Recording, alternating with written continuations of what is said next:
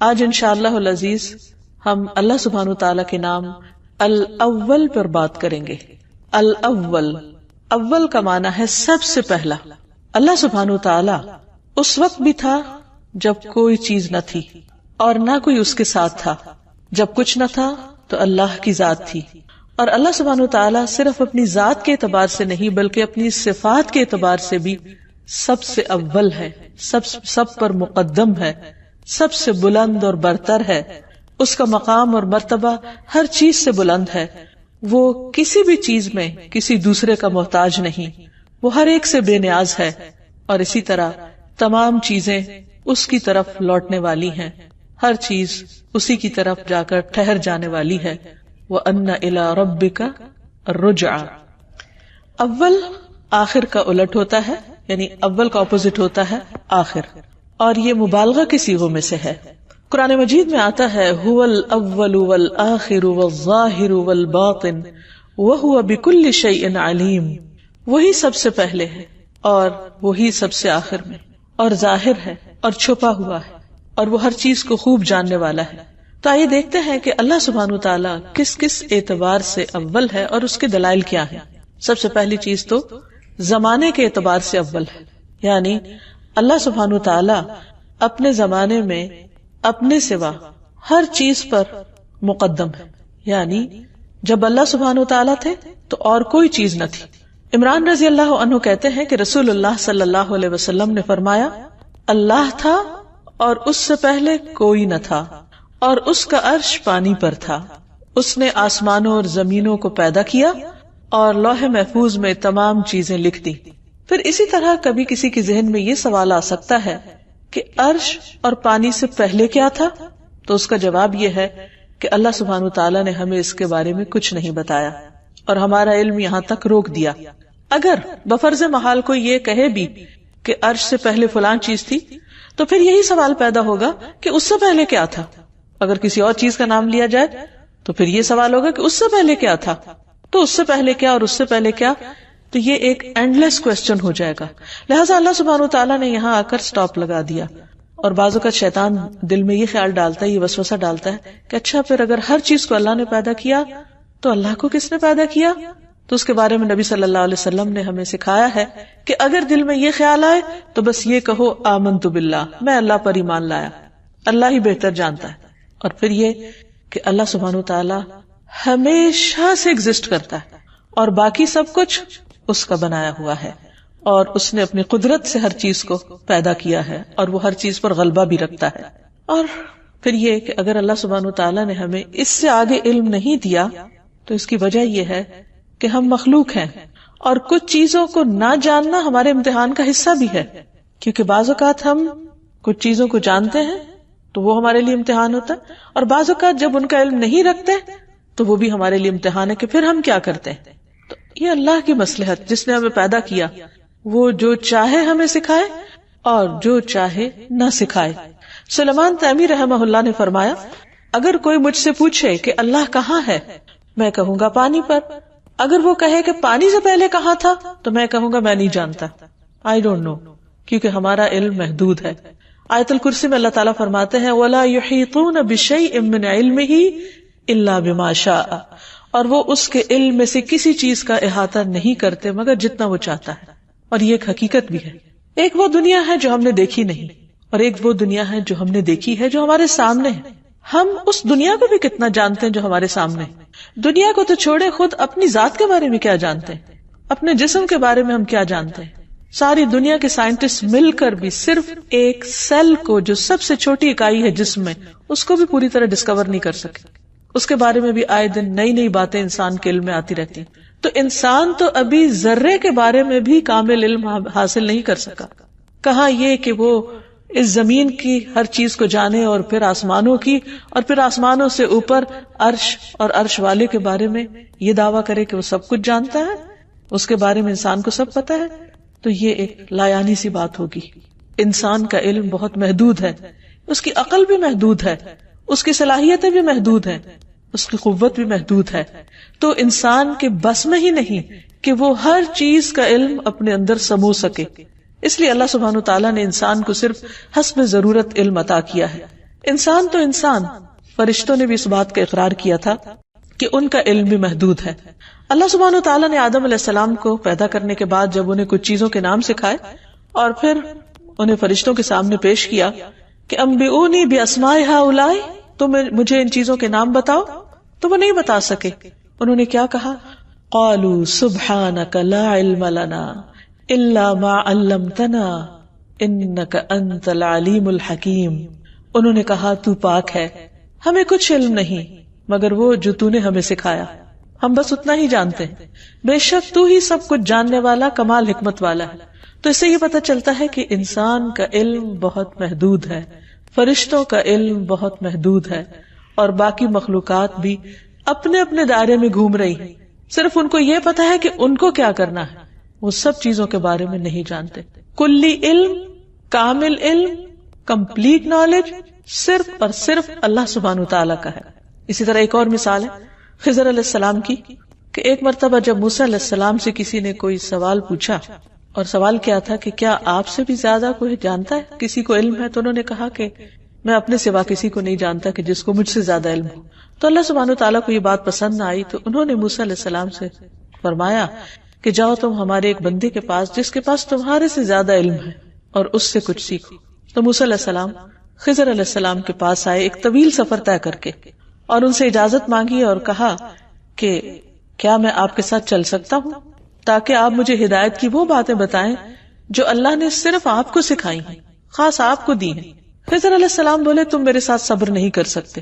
اے موسیٰ، مجھے اللہ نے ایسا علم دیا ہے جسے تم نہیں جانتے، اور تم کو جو علم دیا ہے اسے میں نہیں جانتا.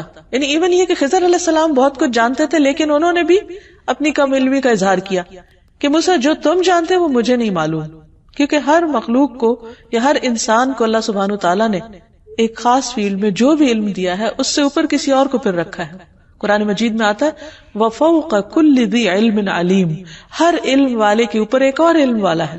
کوئی ایک شعبے کا علم جانتا ہے تو دوسرے سے بالکل لا علم ہے، کوئی دوسرے کے بارے میں معلومات رکھتا ہے تو پہلے کے بارے میں کچھ نہیں جانتا. تو بہرحال انہوں نے کہا کہ اللہ نے چاہا تو آپ مجھے صابر پائیں گے اور میں کسی بات میں آپ کی نافرمانی نہیں کروں گا، تو آپ مجھے سکھائیے اس علم میں سے جو اللہ نے آپ کو دیا. دونوں دریا کے کنارے کنارے چل پڑے. ان کے پاس کوئی کشتی نہ تھی. بہرحال ایک کشتی سامنے سے گزری تو کشتی والوں سے انہوں نے کہا کہ ہمیں ساتھ بٹھا لیجیے. خضر علیہ السلام کو انہوں نے پہچان لیا اور بغیر کرائے کے سوار کر لیا. اتنے میں ایک چڑیا آئی اور کشتی کے کنارے پر بیٹھ گئی، اور اس دریا میں سے ایک یا دو چونچ مار کر کچھ قطرے اس نے پی لیے. خضر علیہ السلام بولے اے موسیٰ، میرے اور تمہارے علم نے جبکہ دونوں کے پاس الگ الگ ہے اور باقی مخلوق کے مقابلے میں کہیں زیادہ، کہا کہ میرے اور تمہارے علم نے اللہ کے علم میں سے اتنا ہی کم کیا ہوگا جتنا چڑیا نے اس پانی سے. یعنی اتنے وسیع و عریض دریا یا سمندر جو بھی سامنے تھا اس میں سے ایک چڑیا کی چونچ میں زیادہ کیا گیا. تو گویا اللہ سبحانہ وتعالیٰ کے علم کے مقابلے میں انسان کا علم، اور وہ بھی ایک عام انسان نہیں، پیغمبر اور ایک اللہ کے خاص چنے ہوئے بندے جن کو اللہ سبحانہ وتعالیٰ نے بہت کچھ سکھایا تھا، ان کا علم اتنا معمولی ہے، تو پھر باقی انسانوں کا کیا حال ہوگا. پھر اسی طرح الاول کا معنی یہ بھی ہے کہ وہ اپنی صفت کمال میں سب سے مقدم، سب سے آگے، یعنی اس کی جو بھی صفات ہیں ان میں سے ہر صفت میں وہ سب سے اول درجے پر ہے. اس کی مخلوق میں سے کسی کے پاس بھی وہ نہیں جو اللہ رب العالمین کے پاس ہے. برابر ہونا تو دور کی بات، اس کے قریب بھی نہیں پہنچتا کوئی. وہ اپنی ذات میں، اپنی صفات میں، اپنے افعال میں، اپنے کاموں میں، اپنے ایکشن میں، اپنے علم میں، اپنی قدرت میں، ہر چیز میں مخلوق سے کہیں بالا و برتر ہے. پھر اسی طرح یہ کہ اللہ سبحانہ وتعالیٰ کے علاوہ اولیت کسی کو حاصل نہیں، حتیٰ کہ انبیاء علیہم السلام جو ہے وہ بھی اللہ سبحانہ وتعالیٰ کے مقام پر نہیں ہے. لیکن یہ بات بہت ہی تکلیف کی بات ہے کہ نبی صلی اللہ علیہ وسلم نے اس چیز کے بارے میں اپنی امت کو خبردار کیا، اپنی امت کو ڈرایا کہ میرے بارے میں غلو نہ کرنا، مجھے میرے مقام سے آگے نہیں بڑھانا. لیکن اس کے باوجود بعض اوقات امت میں اللہ سبحانہ وتعالیٰ کے مقابلے میں نبی صلی اللہ علیہ وسلم کے مقام کو زیادہ کر دیا جاتا ہے، حالانکہ اول مقدم سب سے برتر اللہ سبحانہ وتعالیٰ ہی کی ذات ہے. محمد الرسول اللہ صلی اللہ علیہ وسلم اللہ کے محبوب ہیں، اللہ کے چنے ہوئے ہیں، اللہ سبحانہ تعالیٰ نے انہیں تمام مخلوقات پر فوقیت عطا کی ہے، تمام انسانوں پر فوقیت عطا کی ہے، لیکن وہ اپنے آپ کو کیا کہتے ہیں؟ عبداللہ و رسولہ. اور ہمیں بھی کس بات کا حکم دیا گیا ہے کہ ہم کس چیز کی گواہی دیں کہ محمد صلی اللہ علیہ وسلم کون ہے؟ وَأَشْهَدُ أَنَّ مُحَمَّدًا عَبْدُهُ وَرَسُولُهُ، میں گواہی دیتا ہوں کہ محمد صلی اللہ علیہ وسلم اس کے بندے اور اس کے رسول ہیں.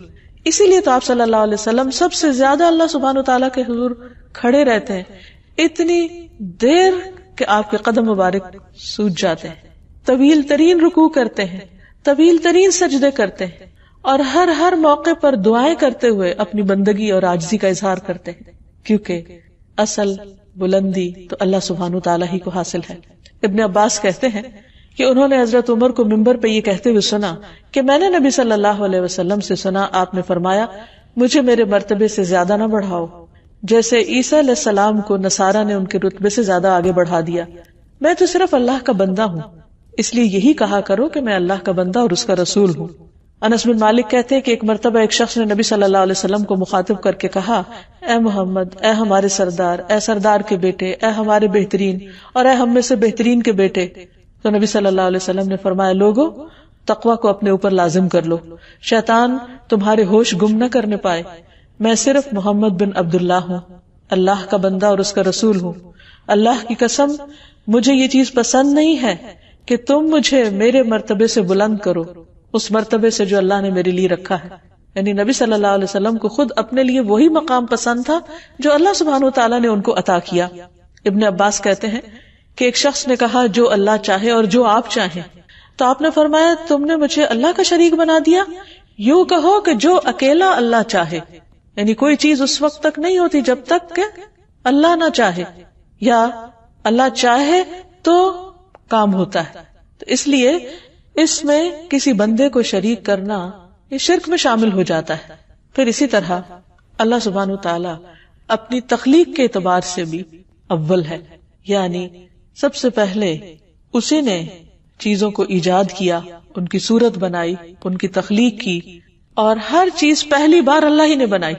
آج انسان جو کچھ بنا رہے ہیں اور اس پر وہ حیران ہوتے ہیں اور انسانوں کی بڑائیاں بیان ہوتی ہیں، وہ اگر دیکھا جائے تو سب کچھ کہاں سے بنا.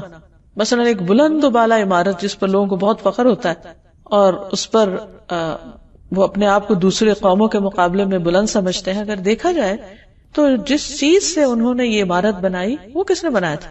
اس میں جو لوہا استعمال ہوا وہ کہاں سے آیا؟ جو پتھر استعمال ہوا، جو سیمنٹ استعمال ہوا، جو لکڑی استعمال ہوئی، جو باقی تمام مٹیریل، وہ کہاں سے ہے؟ وہ کس نے بنایا تھا؟ انسان تو صرف اس کی جوڑ توڑ کر رہا ہے، صرف اس کی ایک مخصوص شکل بنا رہا ہے. حقیقت یہ ہے کہ ان سب چیزوں کو بھی اول بنانے والا، سب سے پہلے بنانے والا اللہ سبحانہ تعالیٰ ہی ہے. پھر اسی طرح پیدائش کی ابتدا اللہ سبحانہ تعالیٰ نے کی ہے، یعنی انسانوں کی پیدائش کی بھی. سورۃ الانبیاء میں آتا ہے، کما بدأنا اول خلق نعیدہ وعدا علینا انا کنا فاعلین. جس طرح ہم نے پہلی پیدائش کی ابتدا کی، اول مرتبہ بنایا، ہم اسے لوٹائیں گے. دوبارہ بنانا ہمارے لیے کچھ مشکل نہیں، یہ ہمارے ذمہ وعدہ ہے، یقیناً ہم ہمیشہ وعدہ پورا کرنے والے ہیں. سورۃ یاسین میں آتا ہے، قل یحییھا الذی انشأھا اول مرہ وہو بکل شیء علیم. کہہ دیجئے انہیں وہ زندہ کرے گا جس نے انہیں پہلی مرتبہ پیدا کیا، اور وہ ہر طرح کا پیدا کرنا خوب جانتا ہے. یعنی مشرکین مکہ کو یہ شک گزرا یا اس بات پر وہ ایمان نہیں رکھتے تھے کہ ہم دوبارہ کیسے پیدا ہوں گے، یہ کیسے ممکن ہے؟ ہڈیاں جب گل جائیں گی، ختم ہو جائیں گی، چورا چورا ہو جائیں گی، انسان پھر سے بنا لیا جائے گا اور اس کا حساب لیا جائے گا. وہ اس بات کو نہیں مانتے تو ان کی سمجھ میں نہیں آتا تھا. تو اس پر اللہ سبحانہ وتعالیٰ نے فرمایا کہ پہلی بار کس نے پیدا کیا تھا؟ جس نے پہلی بار پیدا کیا وہ دوبارہ بھی پیدا کر سکتا ہے. اللہ سبحانہ وتعالیٰ نے بے شمار چیزیں بنائی، لیکن یہ بھی یاد رہے کہ سب سے پہلی چیز جو اس نے بنائی وہ قلم تھا. عبادہ بن صامت نے اپنے بیٹے سے کہا، میں نے رسول اللہ صلی اللہ علیہ وسلم کو فرماتے ہوئے سنا کہ پہلی چیز جو اللہ تعالیٰ نے بنائی وہ قلم تھا. پھر اس سے فرمایا کہ لکھو، اس کو حکم دیا لکھو. تو اس نے کہا، میرے رب کیا لکھوں؟ اللہ تعالیٰ نے فرمایا، ہر چیز کی تقدیر لکھو یہاں تک کہ قیامت قائم ہو جائے. اے میرے بیٹے، میں نے رسول اللہ صلی اللہ علیہ وسلم سے سنا ہے، جو اس اعتقاد کے بغیر مر گیا وہ مجھ سے نہیں. یعنی نہ صرف یہ کہ ہمیں یہ ماننا چاہیے کہ اللہ سبحانہ وتعالیٰ نے پہلی چیز قلم بنائی، بلکہ یہ بھی کہ اللہ سبحانہ وتعالیٰ نے چیزوں کو پیدا کرنے سے پہلے ان کے بارے میں ساری معلومات قلم کو حکم دیا اور اس نے لکھ لی. یعنی اللہ سبحانہ وتعالیٰ کا علم اتنا مکمل ہے کہ ابھی جو چیزیں وجود میں نہیں آئیں اور ان کی رنگ، شکل، ان کے تعداد، ان سے متعلق ہر چیز لوح محفوظ میں لکھی ہوئی ریکارڈ میں موجود ہے. تو آپ سوچئے کہ اس کا علم کتنا وسیع ہوگا.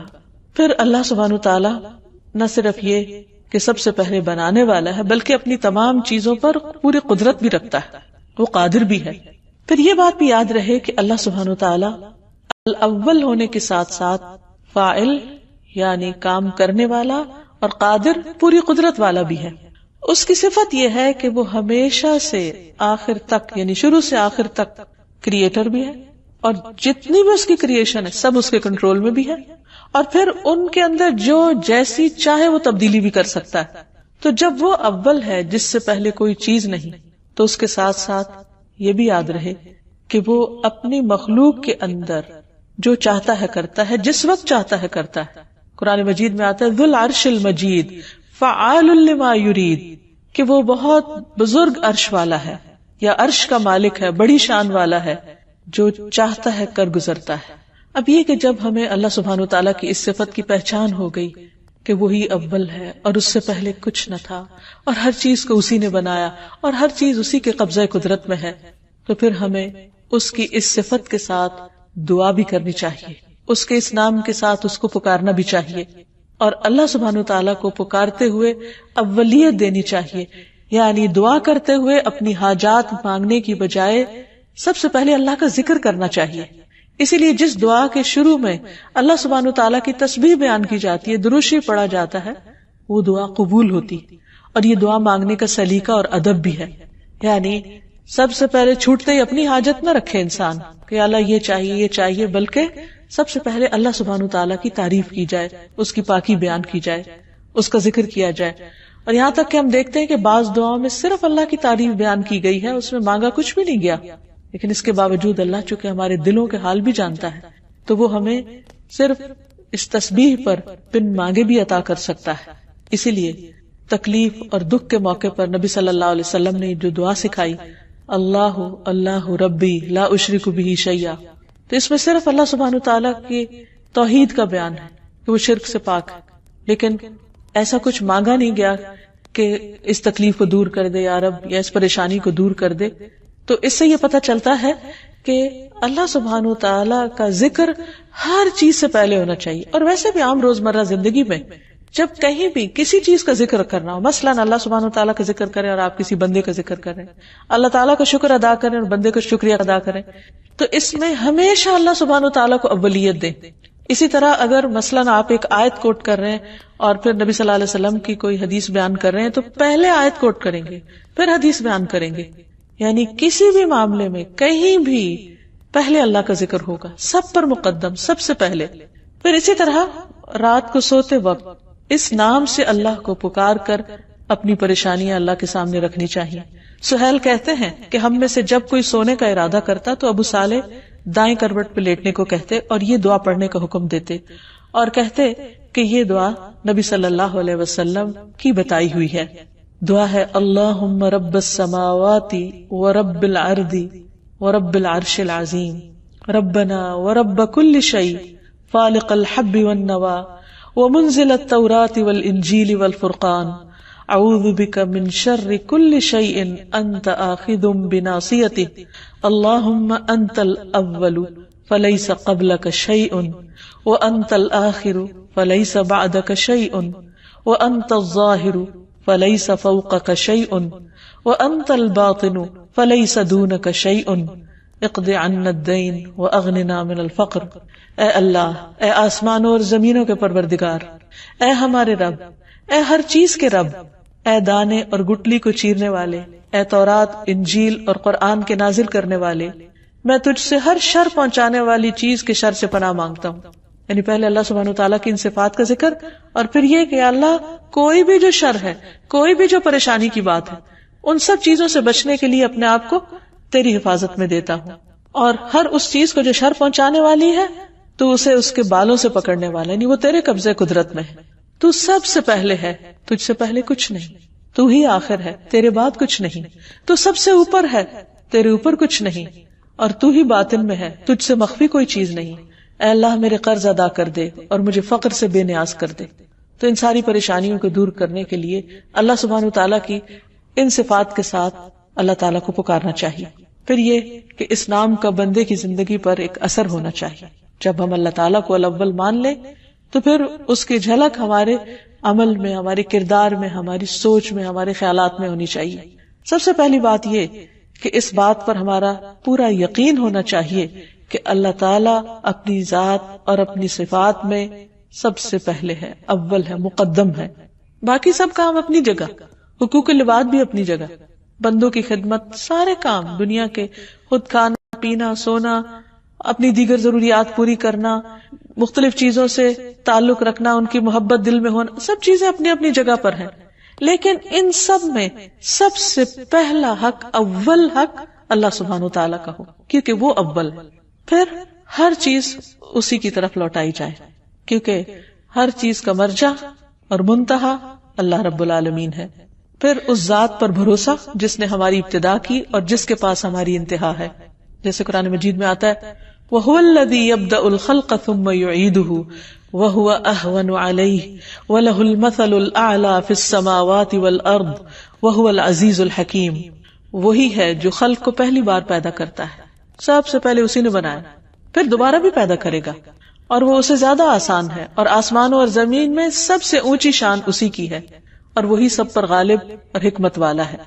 پھر یہ کہ جب ہم اللہ کو اول مان لیں اور اس کو اپنی پرائرٹی نمبر 1، ترجیح نمبر 1 رکھیں اپنی زندگی میں کہ میرے لیے سب سے اہم ترین کام اس کو خوش کرنا ہے، تو پھر نیکیوں میں ہم اولیت اختیار کریں، نمبر 1 ہو، عبادت ہماری نمبر 1 درجے کی ہو، ہمارا اخلاق نمبر 1 درجے کا ہو، ہمارے دوسروں کے ساتھ معاملات نمبر 1 ہو، اور یہ سب کچھ ہم اللہ سبحانہ وتعالیٰ کی رضا کے لیے کریں اور نیکیوں کے کام میں آگے بڑھیں. کیونکہ صرف اتنا کافی نہیں کہ ہم جان لیں اللہ اول ہے اور وہ ہماری پرائرٹی نمبر 1 ہے، پھر یہ بھی دیکھیں کہ ہم اس کی طرف بڑھنے میں کیا طریقہ اختیار کر رہے ہیں. پھر اس کا یہ مطلب نہیں کہ جب ہم اللہ سبحانہ وتعالیٰ کی طرف بڑھیں یا نیکی کے کام کریں تو پھر ہم جنت کی خواہش نہ رکھیں، کیونکہ بعض لوگ یہ کہتے ہیں کہ اچھا اگر اللہ کے لیے کرنا ہے تو پھر جنت کی ہرس دل میں نہیں ہونی چاہیے. حالانکہ یہ بات درست نہیں ہے. نبی صلی اللہ علیہ وسلم کے پاس ایک بدو آیا اور کہنے لگا مجھے ایسا کام بتائیے کہ میں کروں تو جنت میں داخل ہو جاؤں. تو صاف صاف اپنا مدعا رکھا، یعنی اس میں کوئی کانفلکٹ نہیں، کوئی کنٹراڈکشن نہیں ہے کہ اگر ہم اچھا کام کرتے ہیں اللہ کو خوش کرنے کے لیے اور اللہ کی رضا کے لیے تو جنت کی خواہش دل میں نہ ہو. وہ رکھی جا سکتی، کیونکہ نبی صلی اللہ علیہ وسلم کی خدمت میں ایسا سوال کیا گیا اور آپ نے اس پر اس بدو کو بتایا کہ اللہ کی عبادت کرو، کسی کو شریک نہ ٹھہراؤ، اس کا فرض نماز قائم کرو، زکوٰۃ دو اور رمضان کے روزے رکھو. تو وہ کہنے لگا اس ذات کی قسم جس کے ہاتھ میں میری جان ہے، میں اس پر نہ کوئی زیادتی کروں گا نہ میں کمی کروں گا. جب وہ موڑ کے جانے لگا تو نبی صلی اللہ علیہ وسلم نے فرمایا اگر کوئی ایسے شخص کو دیکھنا چاہے جو جنت والوں میں سے ہو تو اس شخص کو دیکھ لے. تو گویا جنت کا سوال کرنا، جنت کی خواہش رکھنا، اس میں کوئی برائی نہیں ہے، اور اس سے اللہ سبحانہ وتعالیٰ کی شان میں کوئی فرق نہیں آتا، کیونکہ اس نے خود اس کا حکم دیا، کیونکہ اسے ہماری کمزوریوں کا پتہ تھا کہ انسان کی خواہش اور تمنا کیا، اور یہ خواہشات بھی اسی نے بنائی ہیں ہمارے لیے. پھر اسی طرح یہ ہے کہ اللہ تعالیٰ کا حکم ماننے میں دیر نہیں کرنی چاہیے کہ اچھا جب سب لوگ کر لیں گے تو پھر میں بھی کر لوں گا. بعض لوگ صرف لوگوں کے یا زمانے کے ٹرینڈ کو دیکھتے رہتے ہیں کہ کس چیز کا فیشن ہے، یہ کون سی چیز ان ہے، اگر وہ دین کی ہے تو وہ لیں گے. نہیں، ہمیں کسی چیز کو اس نیت اور اس ارادے سے نہیں لینا کہ وہ لوگ کر رہے ہیں تو ہم بھی کر لیں، بلکہ اس لیے کہ انا اول المسلمین، میرے رب کا حکم ہے، اس نے فرمایا ہے. اب دیکھیے کہ جس سے ہمیں محبت ہوتی ہے اس کی ایک پکار پر ہم دوڑے چلے آتے ہیں. ماں اپنے بچے سے محبت کرتی، بچہ چوں بھی کرتا ہے تو ماں کی آنکھ کھل جاتی، باقی آس پاس کے سب لوگ سو رہے ہوتے ہیں، ماں کیسے جاگ جاتی؟ کیونکہ دل میں محبت ہے، ایک چاہت ہے، ایک رحم ہے، ایک کیئر ہے، کنسرن ہے، خیال ہے، تو اسے اٹھا بٹھاتا ہے. تو پھر سوچئے کہ اگر ہمیں اللہ سبحانہ وتعالیٰ کی ذات اس بچے سے زیادہ پیاری ہو جائے، اور ہونی بھی چاہیے، کیونکہ اللہ تعالیٰ خود فرماتے ہیں والذین آمنوا اشد حبا للہ، وہ لوگ جو ایمان والے ہیں وہ اللہ سے شدید محبت رکھتے ہیں، سب سے زیادہ محبت رکھتے ہیں. پھر یہ کیسی محبت ہے کہ زبان سے ہم دعویٰ بھی کریں اور پھر جب اللہ کا حکم آئے تو ہم لبیک نہ کہیں، اور ہم صرف یہ دیکھتے ہیں اچھا ابھی کون اٹھا ہے اور کون نہیں. فار ایگزامپل نماز ہی کا وقت ہے، اللہ تعالیٰ فرماتا ہے حی علی الصلاۃ حی علی الفلاح، او نماز کی طرف، او کامیابی کی طرف، پکار آ رہی ہے، اور ہم یہ دیکھتے رہے اچھا فلاں نے پڑھ لی، فلاں اٹھ گیا، فلاں پڑھ لے تو پھر اس کے بعد میں اٹھوں گا. نہیں، اللہ کی طرف سے اس پکار کا آنا ہی کافی ہے، اور مجھے اپنے عمل کا حساب دینا اور مجھے اپنی محبت کا پروف دینا ہے کہ میں سب سے پہلے آ رہی ہوں. جیسے موسیٰ علیہ السلام اپنی قوم سے آگے چلے گئے اللہ کی ملاقات کے لیے. وَعَجِلْتُ إِلَيْكَ رَبِّ لِتَرْضَى، میں تیری طرف جلدی آ گیا اس لیے کہ اے رب تو مجھ سے راضی ہو جائے. تو جو بندہ اللہ سے محبت کرتا ہے وہ لازماً اللہ کو راضی کرنا چاہے گا، اور وہ کاموں میں سستی اور تاخیر نہیں کرے گا جیسے منافقین کی صفت ہے. وَإِذَا قَامُوا إِلَى الصَّلَاةِ قَامُوا كُسَالَىٰ، جب وہ نماز کے لیے کھڑے ہوتے ہیں تو سستی کے مارے اٹھتے ہیں، نہ ہی پڑھنی پڑتی تو اچھا تھا، کیونکہ دل میں محبت جو نہیں، ایمان جو نہیں. تو اس لیے اللہ سبحانہ وتعالیٰ نے ہمیں حکم دیا ہے فَفِرُّوا إِلَى اللَّهِ، اللہ کی طرف دوڑو. فَاسْتَبِقُوا الْخَيْرَاتِ، نیکیوں میں جلدی کرو، نیکیوں میں دوڑ لگا دو، ایک دوسرے سے آگے بڑھو. سابقوا إِلَى مَغْفِرَةٍ مِّن رَّبِّكُمْ وَجَنَّةٍ عَرْضُهَا كَعَرْضِ السَّمَاءِ وَالْأَرْضِ أُعِدَّتْ لِلَّذِينَ آمَنُوا بِاللَّهِ وَرُسُلِهِ ذَلِكَ فَضْلُ اللَّهِ يُؤْتِيهِ مَن يَشَاءُ وَاللَّهُ ذُو الْفَضْلِ الْعَظِيمِ. اپنے رب کی بخشش اور اس جنت کی طرف ایک دوسرے سے آگے بڑھو. مقابلہ کرنا ہے تو اس چیز میں کرو، لیکن ہم حقیر دنیا میں مقابلے کرتے رہتے ہیں جو چند دن کے بعد ہمارے ہاتھ سے جانے والی ہے. فرمایا اس جنت کی طرف دوڑو جس کی چوڑائی آسمانوں اور زمین کی چوڑائی کی طرح ہے. یعنی ایک ایک بندے کی جنت اتنی بڑی ہوگی جتنی یہ زمین یا اس سے بھی زیادہ. وہ ان لوگوں کے لیے تیار کی گئی ہے جو اللہ اور اس کے رسولوں پر ایمان لائے. یہ اللہ کا فضل ہے، وہ اس کو دیتا ہے جسے وہ چاہتا ہے، اور اللہ بہت بڑے فضل والا ہے. یعنی یہ شوق، یہ محبت کہ اللہ کی طرف بڑھے، یہ اللہ کا فضل ہے جس کے دل میں ڈال دے. ورنہ بڑھنے والے تو حقیقی چیزوں کی طرف دوڑتے رہتے ہیں. ہم سب اپنے اپنے طرز عمل پر غور کریں کہ ہماری دوڑ کس چیز کی طرف ہوتی، ہم کس چیز اور کس کام میں شوق سے جاتے ہیں، محبت سے جاتے ہیں، دوڑتے ہوئے جاتے ہیں. کیا واقعی اللہ ہماری زندگی میں الاول ہے؟ کیا ہم اس کو الاول کے مقام پر رکھتے ہیں؟ اللہ کے مقرب فرشتوں کی صفت قرآن مجید میں بیان کی گئی ہے فالسابقات سبقا فالمدبرات امرا. پھر جو آگے نکلنے والے ہیں وہ آگے بڑھ کر اپنا کام کرتے ہیں، اور پھر جو ہر کام کی پھر جو آگے نکلے. اللہ کے مقرب فرشتوں کی صفت یہ بیان کی گئی ہے فالسابقات سبقا فالمدبرات امرا. پھر جو آگے نکلنے والے ہیں آگے بڑھ کر نکلتے ہیں، اور پھر جو کسی کام کی تدبیر کرنے والے ہیں، یعنی جیسے اللہ تعالیٰ ان کو حکم دیتا ہے ویسے ہی کر ڈالتے ہیں. اسی طرح بندوں کا ثواب لکھنے میں بھی جلدی کرتے ہیں. ایک مرتبہ نماز میں رکوع سے اٹھ کر نبی صلی اللہ علیہ وسلم نے جب فرمایا سمع اللہ لمن حمدہ، تو ایک شخص نے پیچھے، جو آپ کا مقتدی تھا، آپ کے پیچھے نماز پڑھ رہا تھا، اس نے کہا ربنا ولک الحمد حمدا کثیرا طیبا مبارکا فی. تو سلام پھیرنے کے بعد آپ نے پوچھا کہ یہ کلمات کس نے ادا کیے؟ تو ایک شخص نے کہا کہ میں نے بولے.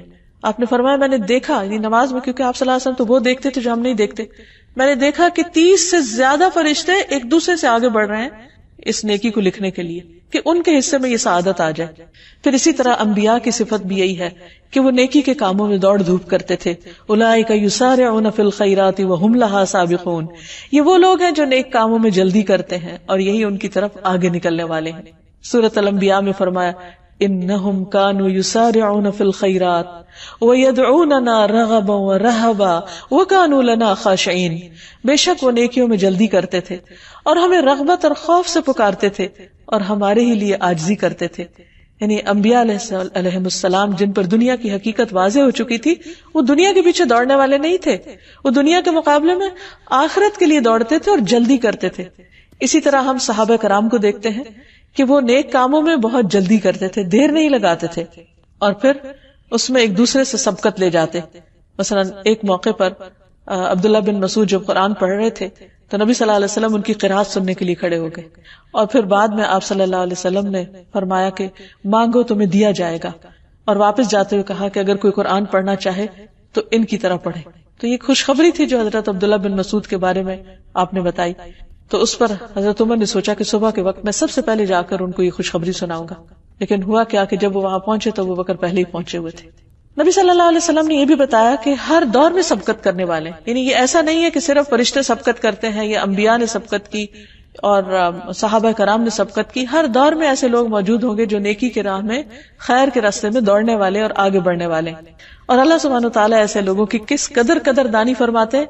نبی صلی اللہ علیہ وسلم نے فرمایا، اللہ تعالیٰ فرماتا ہے، اے ابن آدم تو میری طرف کھڑا ہو، میں تیری طرف چل کر آؤں گا. یعنی صرف انسان کھڑا ہو جائے تو اللہ تعالیٰ چل کے آئیں گے. تو میری طرف چل کر آ تو میں تیری طرف دوڑ کر آؤں گا. یعنی ایسا نہیں کہ ہمارا آگے بڑھنا ہمارے لیے صرف آگے بڑھنا ہی ہے، وہ ہمارے لیے بہت بڑی سعادت کی بات ہے، کیونکہ اللہ سبحانہ وتعالیٰ کی رحمت اس سے بھی تیزی کے ساتھ ہماری طرف بڑھتی ہے. اور ایسے لوگوں کی جزا کیا ہے؟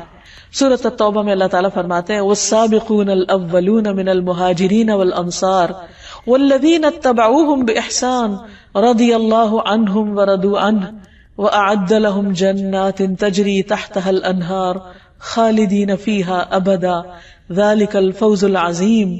اور مہاجرین و انصار میں سے سبقت کرنے والے سب سے پہلے لوگ، اور وہ لوگ جو نیکی کے ساتھ ان کے پیچھے آئے، یعنی بعد کے دور میں بھی انہی کے راستے پہ چل رہے ہیں.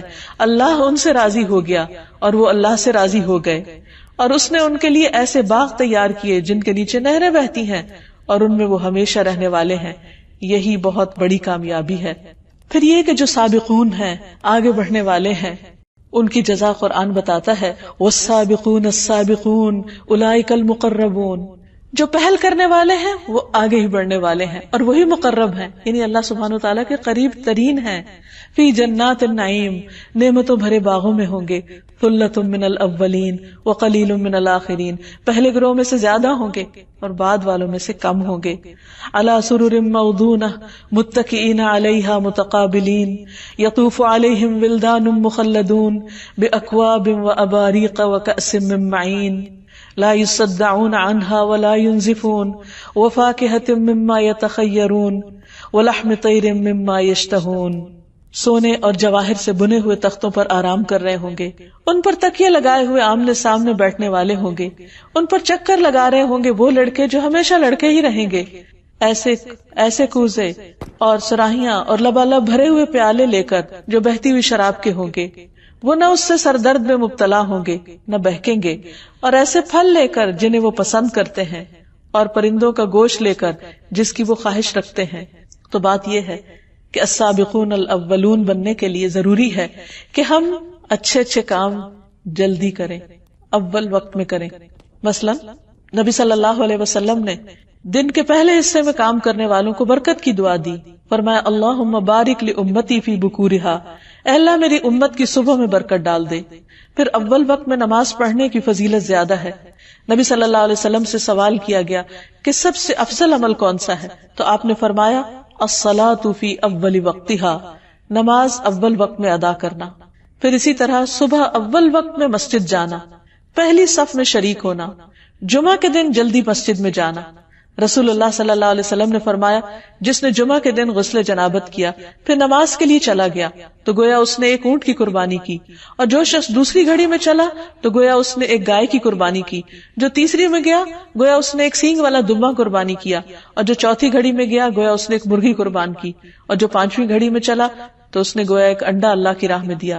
پھر امام خطبے کے لیے نکل جاتا ہے تو فرشتے خطبہ سننے میں مشغول ہو جاتے ہیں. پھر اسی طرح یہ ہے کہ صدقہ خیرات کرنے میں بھی جلدی کرنی چاہیے. نبی صلی اللہ علیہ وسلم ایک مرتبہ عصر کی نماز پڑھانے کے بعد فوراً عجلت کے ساتھ کھڑے ہوئے اور لوگوں کی گردنیں پھلانگتے ہوئے اپنے ازواج میں سے کسی کے حجرے کی طرف تشریف لے گئے. آپ کی اس جلدی سے لوگ گھبرا گئے. جب واپس تشریف لائے تو دیکھا کہ آپ کے ہاتھ میں کچھ ہے. جب آپ سے پوچھا گیا تو آپ نے فرمایا، مجھے کچھ سونا یاد آ گیا تھا جو ہمارے ہاں رکھا ہوا تھا، اور میں نے اس بات کو برا سمجھا کہ وہ مجھے اللہ کی یاد سے روکے، لہٰذا میں نے اس کے تقسیم کرنے کا حکم دے دیا. پھر اسی طرح یہ کہ نیکی کا کوئی بھی موقع ملے تو فوراً آگے بڑھنا چاہیے اور اس میں جلدی کر کے جلد فائدہ اٹھانا چاہیے. اور پھر ایسے ذکر کرتے رہنا چاہیے کہ جس کی وجہ سے انسان السابقون میں شامل ہو جائے، جیسے الحمدللہ، سبحان اللہ اور اللہ اکبر کا ورد کثرت کے ساتھ کرنا. اور جو لوگ اللہ سبحانہ تعالیٰ کی یاد کو، اس کے ذکر کو اور نیک کاموں کو اولیت دیں گے، اللہ سبحانہ تعالیٰ قیامت کے دن ان کو بھی اولیت دیں گے اور ان کے لیے آسانیاں فرمائیں گے. پھر اللہ سبحانہ تعالیٰ کے محبوب بندے حضرت موسیٰ علیہ السلام ہو یا حضرت ابراہیم علیہ السلام ہو، ان کے بارے میں آتا ہے ابراہیم علیہ السلام کے بارے میں کیونکہ انہوں نے اللہ سبحانہ تعالیٰ کے حکم پر فوراً لبیک کہا. اذ قال له ربه اسلم قال اسلمت لرب العالمین. تو نبی صلی اللہ علیہ وسلم نے فرمایا کہ انہیں مخلوق میں سب سے پہلے لباس پہنایا جائے گا، یعنی قیامت کے دن. اسی طرح سب سے پہلے جنت میں جانے والے کون لوگ ہوں گے؟ آپ نے فرمایا میری امت میں سے 70,000 یا 7 لاکھ آدمی جنت میں جائیں گے جو ایک دوسرے کو تھامے ہوئے ہوں گے. ان کا پہلا بھی اندر داخل نہ ہونے پائے گا جب تک کہ آخری بھی داخل نہ ہو، یعنی اکٹھے گروہ کی شکل میں جائیں گے. ان کے چہرے 14ویں چاند کی طرح روشن ہوں گے. اور یہ ظاہر ہے وہ لوگ ہوں گے کہ جو اللہ سبحانہ وتعالیٰ کے حکم کو جلد ماننے والے ہیں. اسی طرح برے کاموں میں پہل نہیں کرنی چاہیے، کیونکہ جو انسان برے کام میں پہل کرتا ہے اس کے پیچھے آنے والے سارے لوگ جو بھی غلط کریں گے ان کا وبال بھی اس پہلے شخص کو بھگتنا ہوگا. جیسے رسول اللہ صلی اللہ علیہ وسلم نے فرمایا سب سے پہلے جس نے دین ابراہیم کو بدلا وہ عمرو ابن لحی ہے، اور جتنا بھی شرک اس کے بعد وہاں ہوا اس سب کے گناہ کا ایک حصہ اس ابتدا کرنے والے پر تھا. پھر اسی طرح آپ نے فرمایا کہ میں نے اس کو دیکھا، یعنی عمرو ابن لحی کو، کہ وہ جہنم میں اپنی انتڑیاں گھسیٹ رہا تھا، کیونکہ یہ پہلا شخص ہے جس نے صائبہ کی رسم نکالی. تو اللہ سبحانہ وتعالیٰ سے دعا ہے کہ وہ ہمیں جہاں اپنی پہچان دے رہا ہے وہاں اس کے تقاضے پورے کرنے کی بھی توفیق عطا فرمائے، اور اس نام کو جاننے کے بعد ہمیں توفیق دے کہ ہم نیکیوں میں آگے بڑھنے والے ہوں اور اللہ تعالیٰ کے احکام پر سب سے پہلے عمل کرنے والے ہوں. وآخر دعوانا ان الحمد للہ رب العالمین.